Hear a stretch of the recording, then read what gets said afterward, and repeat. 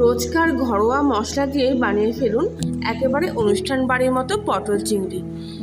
পটল চিংড়ি বানানোর জন্য আমি এখানে গোটা কয়েক চিংড়ি মাছ নিয়েছি।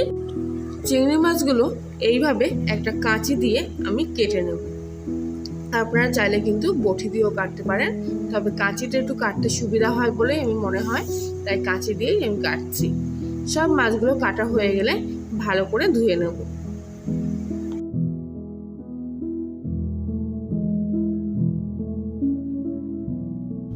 কড়াইতে কিছুটা তেল গরম হয়ে গেলে এর মধ্যে আমি চিংড়ি মাছগুলো দিয়ে দেবো, আর তার মধ্যে দিয়ে দেবো অল্প পরিমাণ লবণ আর সামান্য পরিমাণ হলুদ। চিংড়ি মাছগুলো ভালো করে কিছুক্ষণ 2 মিনিট মতো ভেজে নেব। বেশি ভাজলে কিন্তু চিংড়ি মাছ শক্ত হয়ে যায়, এই বেশিক্ষণ ভাজার দরকার নেই। ঠিক 2 মিনিট পর চিংড়ি মাছগুলো আমি তুলে নেব। মাছ ভাজা তেলের মধ্যে কিছুটা পটল আমি 2 টুকরো করে কেটে নিয়েছি। পটলগুলো তেলের মধ্যে দিয়ে ভেজে নেব। পটল ভাজার সময় লবণ হলুদ আর দিলাম না, কেননা চিংড়ি মাছের লবণ হলুদটা তেলের মধ্যে ছিলই, তাই জন্য ওই হলুদেই আর লবণেই কিন্তু পটলটা ভাজা হয়ে যাবে। পটলগুলো কিন্তু বেশি লাল করব না, মোটামুটি কালার চলে আসলেই পটলগুলো তেল থেকে তুলে নেব। ওই তেলের মধ্যে কয়েকটা আলু বড় বড় টুকরো করে কেটে নিয়েছি, সেগুলো এবার আমি ভেজে নেব। আলু ভাজার সময় একটু স্বাদের জন্য সামান্য পরিমাণ লবণ আর একটু কালারের জন্য সামান্য একটু হলুদ দিয়ে আলুটা ভাজবো। আলুটা কিন্তু ঠিক পটলের মতো বেশি লাল করে ভাজবো না, মোটামুটি যখন আলুর কালার চলে আসবে ঠিক সেই সময় আলুটা আমি তেল থেকে তুলে নেব। কিছুক্ষণ পর দেখুন আলুটা কিন্তু মোটামুটি ভাজা হয়ে এসছে। এবার আলুগুলো আমার তুলে নেওয়ার সময় হয়ে এসছে। কড়াইতে আরও কিছুটা সামান্য তেল দিয়ে একটা গোটা শুকনো লঙ্কা, একটা গোটা তেজপাতা আর কিছুটা সাদা জিরে ফোড়ন দিয়ে দেবো। ফোড়ন থেকে একটা মিষ্টি গন্ধ ছেড়ে দিলে ওর মধ্যে আমি 2টো বড় সাইজের পেঁয়াজ কুচিয়ে নিয়েছি, সেগুলো দিয়ে দেবো। পেঁয়াজগুলো কিছুক্ষণ ভেজে নেব, তবে পেঁয়াজ ভাজার সময় গ্যাসের ফ্লেমটা কিন্তু মিডিয়ামে দিয়ে রাখবেন, না তো কিন্তু পেঁয়াজটা পুড়ে যেতে পারে। পেঁয়াজটা কিন্তু বেশি ভাজবো না আমি, মোটামুটি দেখুন কালার চলে এসছে। ঠিক এই সময় আমি এতে 1 চামচ রসুন দিয়ে দিলাম। রসুনটা মোটামুটি ব্রাউন কালার হয়ে আসলেই পরে আমি এর মধ্যে 1 চামচ মতো আদা বাটা দিয়ে দেবো।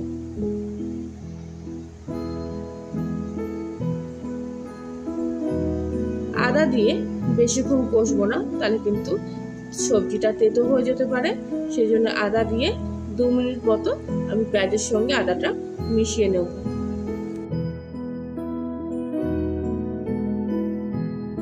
এখানে আমি রোজকার ঘরোয়া মশলা 1 চামচি হলুদ, 2 চামচি ধনিয়া গুঁড়ো, 1/2 চামচি লঙ্কার গুঁড়ো আর 1 চামচি জিরের গুঁড়ো পেঁয়াজ রসুনের যে কষাটা ছিল তার মধ্যে দিয়ে দিলাম।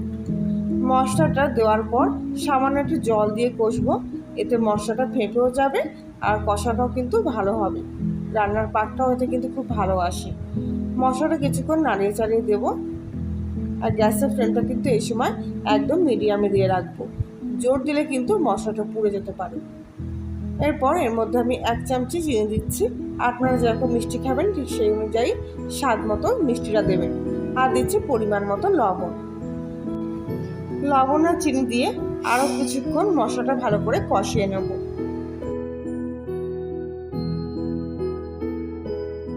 কিছুক্ষণ কষিয়ে নেওয়ার পর গ্যাসের ফ্লেমটা একদম সিমে দিয়ে কিছুক্ষণের জন্য ঢাকা দিয়ে রাখবো।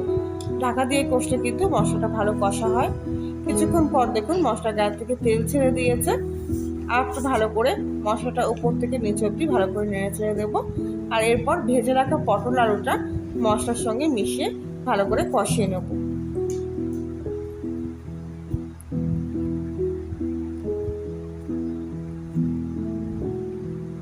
পটল আলুটা কিছুক্ষণ কষার পর এর মধ্যে আমি একটা গোটা টমেটো আর কাঁচা লঙ্কা কুচি এর মধ্যে দিয়ে দেবো।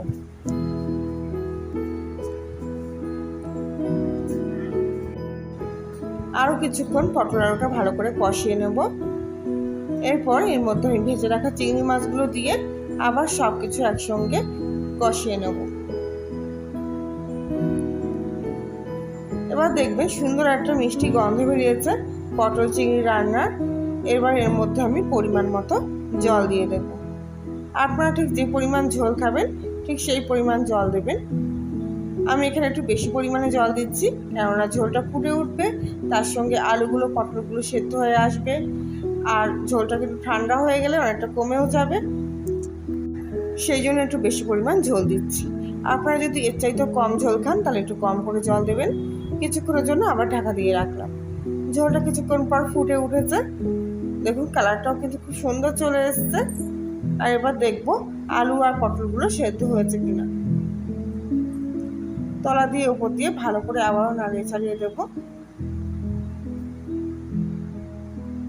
আলুগুলো কিন্তু আমার সেদ্ধ হয়ে গেছে, দেখুন আলুগুলো ফাটা ফাটা মতো হয়ে গেছে, আর পটলটাও কিন্তু নরম হয়ে এসছে। এবার গ্যাসের ফ্লেমটা কিন্তু হাইতে দিয়ে আরো কিছুক্ষণ ফুটিয়ে নেব। সব শেষে এর মধ্যে আমি 1 চামচ মতো গরম মশলা দিয়ে দেব।